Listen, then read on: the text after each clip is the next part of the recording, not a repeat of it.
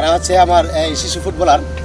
ওরা সবাই স্কুলে পড়াশোনা করে, পাশাপাশি ওরা খেলাধুলাকে ভালোবাসে এবং খেলাধুলা করতে চায়।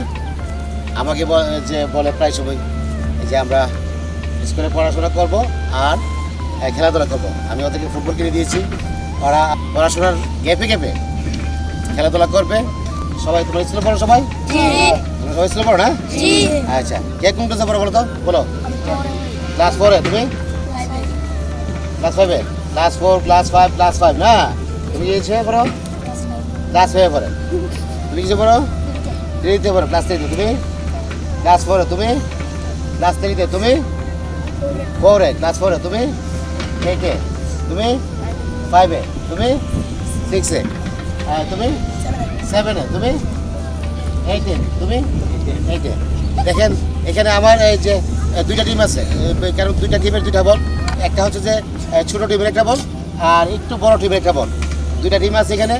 তারা ক্লাস 4, 5, 6, 7, 8 তারা এই ক্লাসে পড়ে।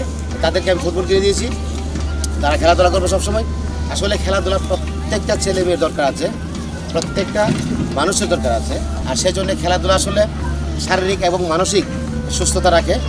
আর আমি তাদের তোমাদের দোয়া করি তোমরা খেলাধুলা করবা, পড়াশোনা করবা এবং ভালো মানুষ হিসাবে বাংলাদেশকে রিপ্রেজেন্ট করবা বিশ্ব দরবারে। ঠিক আছে? ঠিক আছে, তোমাদের জন্য শুভকামনা রইল। ভালো থাকবা তোমরা, ভালো কিছু আশায়। আল্লাহ হাফেজ।